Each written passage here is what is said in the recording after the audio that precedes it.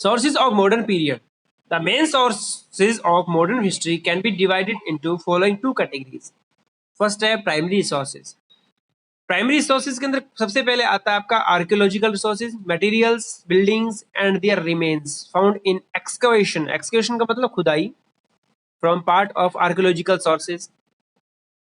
Coins also come in this category. However, the modern history archival sources are much more useful than archaeological resources. अब चूंकि अगर हम बात करें हम एंशिएंट इंडिया की, उस वक्त जो आपके आर्ट इफेक्ट्स जो थे, पोट्रीज की बात करें, कोइंस की बात करें, ये चीजें काफी महत्वपूर्ण थी क्योंकि उस वक्त जो लैंग्वेज थी वो लैंग्वेज थी जो आज वो लैंग्वेज नहीं है प्रचलन में. इस कारण से ये आर्टिफैक्ट जो थे वो ज्यादा हेल्पफुल थे. लेकिन अगर हम मॉडर्न इंडिया की बात करें तो यहाँ पे जो आपके आर्चिवल रिसोर्सेज, आर्चिवल का मतलब रिटर्न वर्क जो है वो ज्यादा इंपॉर्टेंट है ना कि आर्टिफैक्ट की बजाय.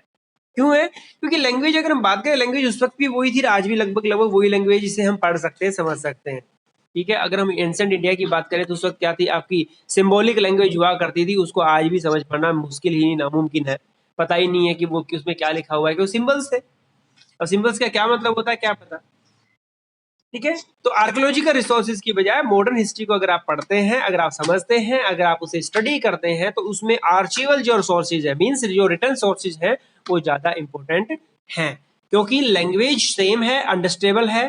ठीक, तो ये आपके सेकेंडरी रिसोर्सेज वो रिसोर्सेज होते हैं जो किसी भी एक जो आपके ओरिजिनल जो डॉक्यूमेंट्स है, सर्वे है, सेंसस है, न्यूज़पेपर के जो मतलब गवर्नमेंट जो ऑर्डर्स है, उन सबको स्टडी करके लोकल जो पीपल होते हैं, हिस्टोरियन और स्कॉलर जो होते हैं, वो अपनी धारणा बनाते हैं, अपनी खुद की एक सोच बनाते हैं और खुद की एक रिपोर्ट बनाते हैं. वो रिपोर्ट जो है उसमें ये आता है कि भाई असलियत में गवर्नमेंट क्या चाहती थी और लोग जो है उन पे लोगों पे उसका क्या असर होता था.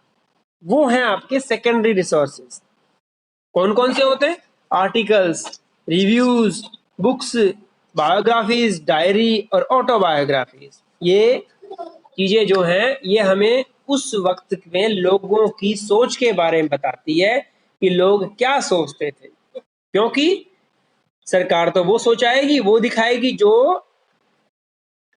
उनके लिए अच्छा है, लेकिन लोगों के लिए क्या अच्छा है वो तो लोग ही बता पाएंगे ना. उसके लिए ये जो बायोग्राफीज हैं, लोगों के रिव्यूज, आर्टिकल्स, बुक्स, ये सब बताते हैं. तो ये कुछ क्या थे आपके सेकेंडरी रिसोर्सेज थे. तो ये हमारी मॉडर्न हिस्ट्री के बारे में बताते हैं कि हमारा देश में जब ब्रिटिश थे तो उस वक्त किस प्रकार से लोग रहते थे, किस प्रकार की पॉलिटिकल सिचुएशन थी, इकोनॉमिकल कंडीशंस क्या क्या थी, लोगों के ऑक्यूपेशंस क्या क्या थे, और लोग किस प्रकार से मतलब गवर्नमेंट की जो पॉलिसीज थी टुवार्ड्स इंडियन और different occupations practice in India, तो वो सब बताते हैं. ठीक है, आप अपनी पिक्चर में देख सकते हैं mapping and survey operation in Bengal. देखो बंगाल के अंदर मैपिंग और सर्वे ऑपरेशन हो रहा है कि कहाँ कहाँ किस किस प्रोविनेंसेस बनाए गए थे नए नए, तो उनकी मैपिंग की गई थी. दूसरी पिक्चर में आप देख सकते हैं national archive of India came up in 1920s. ये क्या है, कुछ ऐसे सेंटर्स होते हैं जहाँ पे पुराने रिकॉर्ड्स को रखा जाता है सहेज करके इंफॉर्मेशन देने के लिए. म्यूजियम वगैरह जो होते हैं, आर्chiव वगैरह जो होते हैं, लाइब्रेरी होती हैं, यहाँ पे आपको पुराने जो डॉक्यूमेंट्स हैं वो आपको देखने के लिए मिल सकते हैं. ठीक है, तो अगर हम बात करें समरी की, तो आपने यहाँ पे पढ़ा हिस्ट्री के बारे में कि हिस्ट्री क्या होती है. बेसिकली हिस्ट्री एक टॉनिकल क्रोनोलॉजिकल डिस्क्रिप्शन होता है पास्ट इवेंट्स का. हम उसको क्या करते हैं, अलग अलग जो लोग जो होते हैं आर्कियोलॉजिस्ट हो गए, हिस्टोरियंस हो गए, आपके क्या कहते हैं उसे फोरेंसिक लैब के लोग जो हो गए, वो सारे आपस में मिल करके क्या करते हैं, एक कहानी बनाते हैं. उस कहानी को क्या कहते हैं, event by event time frame के अंदर रख करके एक स्टोरी बनती है. वो हिस्ट्री बनती है. ठीक है, ये आपके चैप्टर्स थे. एक्सरसाइज वगैरह आपके पास भेज देता हूं मैं.